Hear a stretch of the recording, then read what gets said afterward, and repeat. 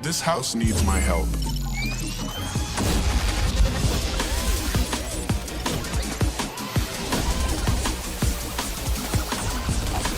Wi-Fi so fast it will knock you off your feet. Introducing Dialog Air Fiber, Sri Lanka's #1 ultra-fast Wi-Fi powered by 5G. Pre-order via dialog.lk.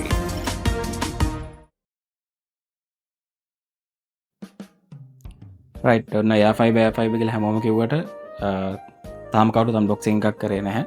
ඒවගේ speed test එකක් කරන අද ඔන්න අපි ගෙනාව device එක මෙතින device එකේ box එක සහයක spec එක බොක්ස ඇතරම අන්බොක්ස් කළ තම අපිට හම්බුණේ මොකද එයාලගේ ඒජන් කෙනෙක් ඇවිල්ලා ඩිවයිස එක සටප් කලා සිම් එක දාලා බැට්‍රිය එක දාලා යොකුම කරලා අපිට සිගනල් ඔප්ටිමල් තියෙන තනත් චෙක් කරලා තමයි ඩිවයිස අපිට බාර දෙන්න. එතකොට අන්බොක්සිං එක ඔල්රෙඩි වෙලා තිබ්බේ. මෙතන ඔයගොල්ලන්ට බලාගන්න පුළුවන් බොක්ස් එකේ ඉන්ක්ලූඩ් වෙන දේවල් ටික. charge එක රවුටර් එකේ පල්ලෙහා පොඩි කොටසක් තියෙනවා. ඊට පස්සේ රවුටර් එකත් එක්ක එන බැටරි එක.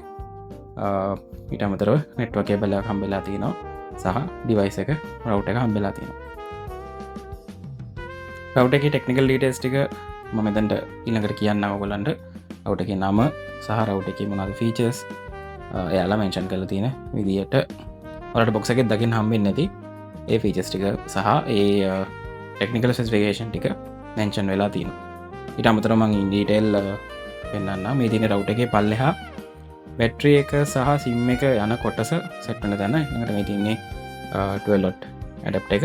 මම අපි සාමාන්‍යයෙන් රවුටර්ස් වල දැකලා තියෙන ඇඩැප්ටර් එකම තමයි. මේ තියෙන බැටරි එක ආපු බොක්ස් එක සහ මේ තියෙන ඩිවයිස් එක එක්ක මේ තියෙන බැටරි එක සහ මේ මෙන්න බැටරි එකේ ඩීටේල් එක.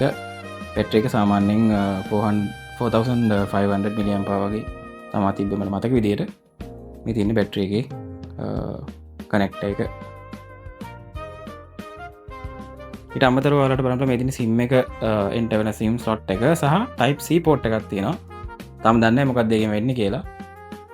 මේ තියෙන බැටරි එක දැම්මම පේන විදිය. ඊට පස්සේ අපි බලමු බැටරි එක දාලා මේකේ ඉන්න ප්ලාස්ටික් කවරෙන් වහගත්තම මෙන්න මේ විදියට පුල් කියලා තියෙනවා සහ දෙපැත්තෙන් පොඩි කෑලි දෙකක් තියෙනවා. මේක දාලා රිමෝට් එකේ බැටරි වල කවර දානවා වගේ ස්ලයිඩ් කරන්න තියෙනවා. එතකොට මේක ලොක් කරනවා. ඉතින් රවුටර් එක ගත්තොත් රවුටර් එක ඉස්සරහා මේ විදියට ලයිට්ස් කීපයක් තියෙන බා එකක් තියෙනවා. ඒකේ Wi-Fi 4G 5G data සහ power විදියට තියෙන්නේ. අමතර බැක් එක ගත්තොත් බැක් එකේ power button එක DC input එක තියෙනවා. ඒ වගේම අපිට network port 4ක් තියෙනවා. ටෙලිෆෝන් port එකකුත් තියෙනවා. ඊට අමතරව WPS button එක සහ Wi-Fi button එක සහ preset එක තියෙනවා. ඊට අමතරව අපේ රවුටර් එකේ උඩ details ටික තියෙනවා. password සහ MAC ID ඒ වගේ details ටික තියෙනවා. මේ විතරම ඔයගොල්ලන් device එක බලා ගන්න පුළුවන් වෙන්නේ. මුකුත් වෙන එයාලගේ ප්‍රොමෝෂනල් ඩීටේල්ස් මොනක්වත් නැහැ. ඩයලොග් කියලා ලෝගෝ එක විතරක් පැත්තෙන් අයින් එක. එතකොට මේ තියෙන හම්බෙච්ච ඩොකියුමන්ටේෂන් මේ මොඩල් එක ZLT E200 එක. මේ තියෙන ඩයලොග් ලගේ වොරන්ටි කාඩ් එක. ඊට අමතරව අපිට බොක්ස් එකේ වෙන මොකුත් බලා ගන්න හම්බ වෙන්නේ නැහැ. ටිකක් ලොකු බොක්ස් එකක්, ටිකක් ලොකු රවුටර් එකක්. සාමාන්‍යයෙන් ඔයගොල්ලෝ 4G routers දැකලා තියෙනවා නම් 4G router එකක් වගේ නෙමෙයි මේකේ වගේ කමාරක් විතර ටිකක් ලොකු රවුටර් එකක්, බල්කි රවුටර් එකක්.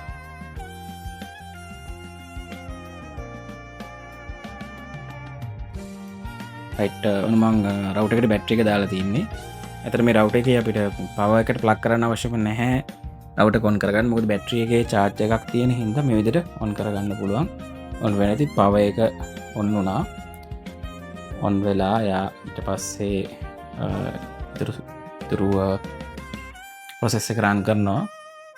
රවුටර් එකේ චුට්ටකින් ඔයාලට බලා ගන්න හම්බ වෙයි. ඊළඟ ලයිට් එක ඔන් වෙනවා. රයිට් Wi-Fi එක ඔන් වුණා. data search වෙන ගමන් තාම red light එක තියෙන්නේ. රයිට් හරි. අපිට data ආවා 4G ඔන් වුණා. ඒ වගේ මේ රවුටර් එක 4G support කරනවා අනිවාර්යයෙන්. මොකද 5G නැති වෙන්න පුළුවන්. 5G network එක down වෙන්න පුළුවන්. ඒ වගේ වෙලාවදී 4G network එක මේක automatically connect වෙනවා. මම හිතන විදියට හැම වෙන්න ඕනේ. සහ 5G එක චුට්ටකින් ඔන් වෙයි. පොඩි වෙලාවක් ගත්ත එක ඔන් වෙන්න. මොකද මම හිතන්නේ මම ලොකේෂන් එකත් පොඩ්ඩක් වෙනස් කරා. ඒ ටෙක්නිකල් පර්සන් ඇවිල්ලා හදලා දුන්න ලොකේෂන් එකට වඩා මගේ මේ වීඩියෝ කිරීමේ අවශ්‍යතාවය සඳහා. එතකොට 5G එක හරි. 5G එකත් ඔන්න අපිට ඔන් වෙලා ආවා. ඔය විදිහට තමයි රවුටර් එක සාමාන්‍යයෙන් ඔන් කරාම වැඩ කරන්නේ. ඊට අමතරව එයාපු ටෙක්නිකල් පර්සන් කිව්වේ මේක charge කරගෙන plug කරගෙන වැඩ කරන්න, මේක බැටරි එකෙන් යන්න එපා. ඒතකොට බැටරි එක කොට ගාලා පාවිච්චි කරගන්න හැම්මේ බැටරි එක බෑකප් එකක් විදිහට තමයි බැටරි එක තියෙන්නේ. නැතු මේක fully battery driven device එකක් නෙමෙයි කියන එක කිව්වා. සාමාන්‍යයෙන් ඒක obviously මේ වගේ ටිකක් heavy router එකකට මං හිතන්නේ බැටරි එකකින් run කරනවට වඩා power එකකින් run කරන එක බැටරි එක ආයු කාලයට හොඳයි. ඒතර මෙතනදී power එක connect කරගත්තා. ඒ කනෙක්ට් කරා කියලා අපිට කිසිම ඉන්ඩිකේටර් එකක් නැහැ. අන්න එතන පොඩි අඩුපාඩුවක් තියෙනවා. මට තාම හොයාගන්න බැරි වුණා කොහෙන්වත් මේක charge වෙනවද නැද්ද කියලා බලන්න. මේකේ මේ පෝර්ටල් එක log කරලාත් බැලුවා. එතන හරියට මේක ඉන්ඩිකේට් වෙන්නේ නැහැ. අපිට එළියදී ඒක බලා ගන්න ඔප්ෂන් එකක් නැහැ. right මේ මොනවද තිබ්බත්තට නැහැ. ඔයාලට ඕනේ ස්පීඩ් එක බලන්නේ. හරි. ඔන්න අපි මුලින්ම ස්පීඩ් එක බලන්නේ Cloudflare ලගේ ස්පීඩ් ටෙස්ට් එකෙන්. මේක speed.cloudflare.com කියලා යන්නේ. right අපි බලමු ස්පීඩ් එක කොහොමද කියලා. මට මේක මං කිපසරේ මේ ස්පීඩ් ටෙස්ට් එක කරා. ෆෝන් එකෙන් වගේම ලැප්ටොප් එකෙන්ම දෙකෙන්ම කරා. දෙකේම මගේ යන්නේ Wi-Fi 6 එක 5 GHz එක. එතකොට දෙකේම 210 ඒ වගේ megabits per second තමයි ආවේ. ගොඩක් දුරට average එක ආවේ 200 to 220 වගේ අතර තමයි Cloudflare එකෙන් ආවේ. ඊට පස්සේ අපි fast.com එකෙන් බලමු. මේක මම දන්න තරමේ Netflix ආගේ ස්පීඩ් ටෙස්ට් එක. ඒතර ඒකෙදී ගොඩක් වෙලාවට average ආවේ මෙන්න මේ වගේ අගයක් ආවේ. 120 to 150 අතර වගේ ආවා. කීප සැරයක් මම ටෙස්ට් කරනකොට මෙතනදී අපිට 130 වගේ එනවා. right අපි ළඟට යන් Ookla එකට. right හැබැයි Ookla එකේ අපිට ඊට හාත්පසින්ම ලොකු ස්පීඩ් එකක් පෙන්නනවා. මෙතනදී වෙනස මං හිතන්නේ Ookla එක ඩිරෙක්ට් කනෙක්ට් වෙන්නේ Dialogflare සර්වර් එකට. Cloudflare හරි fast හරි කෙලින් කනෙක්ට් වෙන්නේ එයාලගේ සර්වර්ස් වලට. ඒතර එතනදී අපිට ඇත්තම ස්පීඩ් එක සහ ලංකාවේ ඇතුලේ අපි කවුරුත් Dialogflare සර්වර්ස් වලට විතරක් කනෙක්ට් වෙන්නේ නැහැ නේ. අපි වෙන සර්විසස් වලට කනෙක්ට් වෙන්නේ. එතකොට ස්පීඩ් එක සහ මෙතනදී අපිට බලා ගන්න පුළුවන් අපිට කොච්චර දුර ඇත්තටම යන්න පුළුවන්ද කියන එක නෙට්වර්ක් එකෙන් දීලා තියෙනවද කියන එක. ගොඩක් විට මට මෙතනදී ආවා හැමතිස්සෙම 400 to 500 රේන්ජ් එකේ ආවා. සමහරවිට 600 වෙනකම් මේක ගියා. ගොඩක් විට Ookla එකේ පෙන්වන එකට වඩා fast එකේ Cloudflare එකේ පෙන්වන එක මට හිතෙනවා රියලිස්ටික් කියලා. විශේෂයෙන්ම Cloudflare එක මම වෙන නෙට්වර්ක් වලට සහ වෙනත් routers වලත් check කරලා දිනවා. ඒක හරි accurate. එතකොට මෙතන theoretically speed test එකකින් මට හිතෙනවා real ස්පීඩ් එක තියෙන්නේ 200 megabits per second. ඒක අටෙන් බෙදන්න ඕන. so roughly අපිට අටෙන් බෙදුවම ඉන්නේ 25 megabytes per second maximum speed එකකට යන්න පුළුවන්. මම හිතනවා still එක හොඳ ස්පීඩ් එකක් කියලා. සහ මේක router එකක් විදිහට operate වෙන හින්දා හරිම stable. මම මේ ඔයාලට test කරන්න YouTube videos ටිකක් 4K දාලා play කරන්න බැලුවා. අපිට ඕන තැනකට ටටක් ගාලා skip කරගන්න පුළුවන් කියන්නේ 4K වීඩියෝ එකක් සාමාන්‍යයෙන් හොඳ ස්පීඩ් එකක් තියෙනවා. සාමාන්‍යයෙන් 4K වීඩියෝ එකක් ඔයගොල්ලෝ දන්නවා මොබයිල් එකේ 4G වලින් බැලුවොත් skip කරපු ගමන් load වෙන්නේ නැහැ. right real world වැඩ කරගන්නකොට අපිට වැඩ කරගන්න හොඳ ස්පීඩ් එකක් තියෙනවා. ඒ වගේම ඊළඟට මම වීඩියෝ එකක් ටෙස්ට් කරා. ඒක 4K නෙමෙයි. ඒක bitrate එක වැඩි. YouTube බලන කට්ටිය දන්නවා. high bitrate වීඩියෝ එකක්. සාමාන්‍ය එකක් පොඩ්ඩක් load වෙන වෙලා යනවා. එතනදිත් ඔයගොල්ලන්ට බලා ගන්න පුළුවන් කිසි ප්‍රශ්නයක් නැතුව වීඩියෝ එක load වෙනවා. right anyway මගේ final conclusion එක මට හිතෙන විදිහට මම Dialog 4G router එක use කරලා තියෙනවා. Dialog normal 4G mobile use කරලා තියෙනවා සහ 5G use කරලා තියෙනවා. එතකොට මෙතනදී මේ router කරා අපිට දෙන්නේ අපි normal අපේ phone එකට එන 5G network එක තමයි. මම මෙතන technical names කියන්නේ නැත් මම ඒ technical ඔයගොල්ලන්ට දේවල් කියන්නේ නැහැ. මොකද මම technical person කෙනෙක් නෙවෙයි. මම normal customer කෙනෙක්. මම user කෙනෙක්. දරේ perspective එකේ ඉඳලා ඔයගොල්ලෝ දන්නවා FTTT TDT ඒක ඔයගොල්ලෝ දන්නවා. එතකොට එතනදී මට කියන්න තියෙන්නේ මේක normal home broadband එකක් නෙමෙයි. මේක normal 5G අපේ phone එකට එන signal එකම තමයි මේ router එකෙත් අපිට හම්බ වෙන්නේ. හැබැයි එතනදී මම දැක්ක දෙයක් තමයි මම speed test කරාම use කරා. router එක stable. router එක හොඳ performance තියෙනවා. phone එකක් connect කරන්න පුළුවන්. router එක ගන්න ඕනේ නැහැ නේ 5G sim එකක් අරගෙන phone එකට දාලා hotspot එකක් දාගන්න කියලා. ඔව් ඒකත් හරි. හැබැයි එතනදී ප්‍රශ්නයක් තියෙනවා. phone එකක් හදලා තියෙන්නේ hotspot එකක්ම දාගෙන තව device එකකට network provide කරන්නම නෙමෙයි. ඒක phone එකේ quality එක අඩු වෙනවා, battery එක degrade වෙනවා, phone එක heat වෙනවා. ඒක practical ඕන කෙනෙක් දන්නවා සහ මම මෙච්චර කල් use කරෙත් ඒ වගේ තමයි සමහර වෙලාවට ඩයලොග් ලගේ 4G හෝම් බ්‍රෝඩ්බෑන්ඩ් එක අවුල් හින්දා ඇතම කතාව. එතනදී මම ඒක අත්දැකීමින් මම තේරුම් ගත්තා එහෙම කරාම ෆෝන් එක සවුත් වෙනවා. සහ මට ඕන විදිහට ඒ ස්පීඩ් එක අඳා පවත්වා ගන්න බෑ. මොකද ෆෝන් එක ඩෙඩිකේටඩ් ඒකට ගන්න ප්‍රොඩක්ට් එකක් නෙමෙයි. ඉතින් මේක ඇත්තටම හරිම ස්ටේබල් හොඳ ස්පීඩ් එකක් තියෙනවා. එහෙනම් වැඩ කරන් යන්න ඕන කෙනෙක්ට පහසුයි. මට හිතෙනවා 200 Mbps කියන්නේ 25 Mbps කියන්නේ හොඳ ස්පීඩ් එකක්. අප්ලෝඩ් ස්පීඩ් එකත් වරදක් නැතුව හොඳ ස්පීඩ් එක තියෙනවා. අපි අප්ලෝඩ් ස්පීඩ් එක ගත්තොත් එහෙම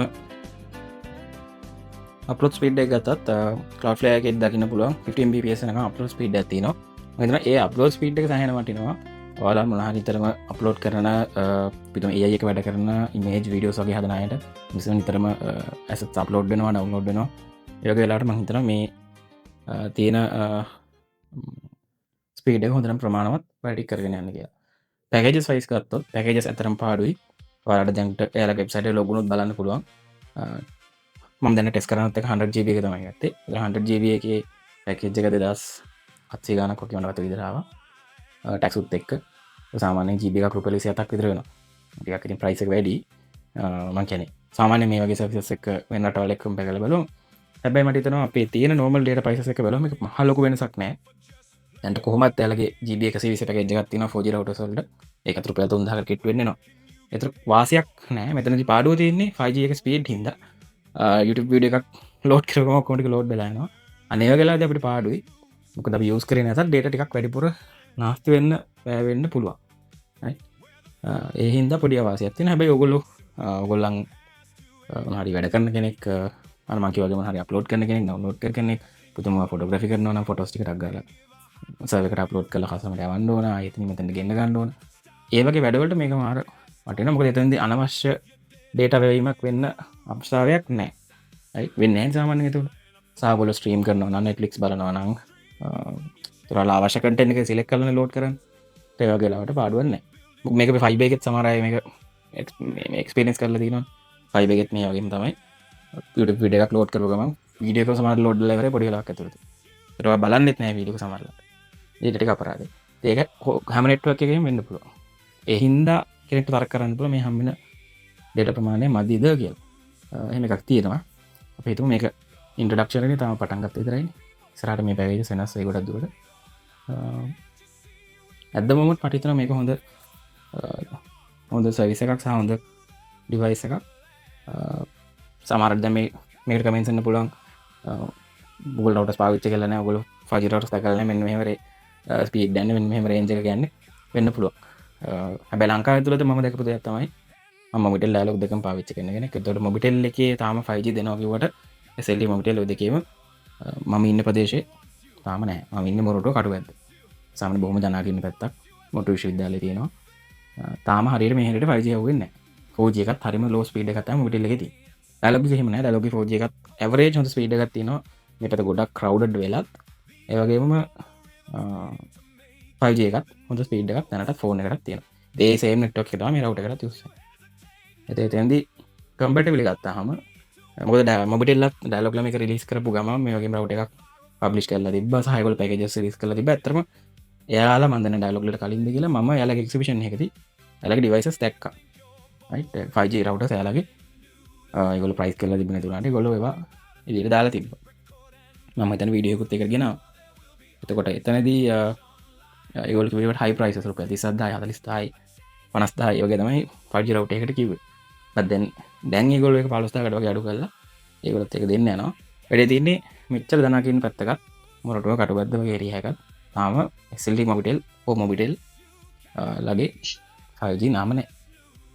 ඒ හින්දා කම්පැටිබල් බලනකොට අපිට සර්විස් ප්‍රොවයිඩර් එකේ හම්බෙන ෆැසිලිටිස් එක බලුවම මේක කෙනෙක්ට වාසි ස්පීඩ් එකත් ඇවරේජ් හොඳයි. වැඩ ටික කරගෙන යන්න පුළුවන්. මම දන්නේ මේක ගේමින් වලට කොච්චර දුරට හොඳද කියලා.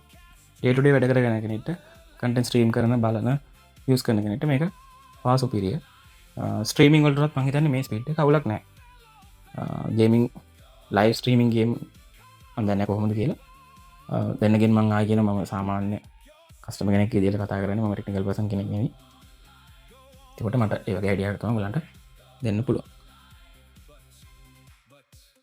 මොකද Starlink වගේ එකකට යනවා නම් වල ලොකු මුදලක් router එකකට ගෙවන්න වෙනවා at least ලක්ෂයක් ආසන් මුදලක් ඔක්කොම ගෙවන්න වෙනවා.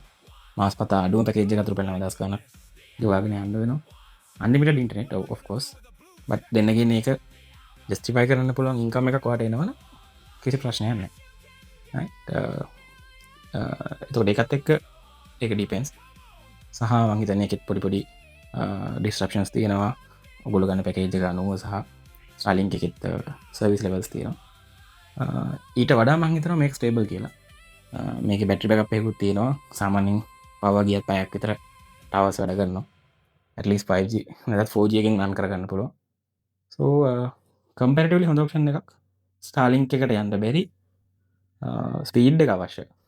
මිල සම්බන්ධ සාධාරණත්වය මම කතා කරන්නේ නැහැ මෙතනදී. අවංකව මේක පාඩුයි යම් මට්ටමකට මේක පාඩුයි තාම. හැබැයි Starlink යන්න බැරි ඒකට ආසන්නේවත් අඩු ගානේ හොඳ ස්පීඩ් එකක් ගන්න කැමති කෙනෙක්ට මේක හොඳ ඔප්ෂන් එකක්. right thank you වීඩියෝ එක බලුවට කියන දේවල් ටික අහගෙන හිටියට ඔයගොල්ලන්ගේ ඔයගොල්ලෝ තන ඩිවයිස් එකක් ගත්තා නම් මේ රවුටර් එක ගත්තා නම් ඔයගොල්ලන්ගේ එක්ස්පීරියන්ස් එක දාන්න ටෙස්ට් කරලා බලලා කියන්න ඔයගොල්ලන්ගේ අදහස් කමෙන්ට් කරන්න. මම නැවතත් කියනවා කොහෙත් මම ටෙක්නිකල් පැත්ත මේක කතා කරන්නේ නැහැ. සාමාන්‍ය යූසර් කෙනෙක්ගේ එක්ස්පීරියන්ස් එක කතා කරන්නේ. එතනදී මොනවා හරි ටෙක්නිකල් ටර්ම්ස් වැරදි නම් මොනවා හරි දේවල් වලට බාර තියෙනවා ඒක කමෙන්ට් කරන්න. so thank you very much again මේ වගේ වීඩියෝ එකකින් ආයෙත් හම්බෙමු. ඔයාලගේ අදහස් පාලනයි කමෙන්ට් කරන්න. thank you. we see you again.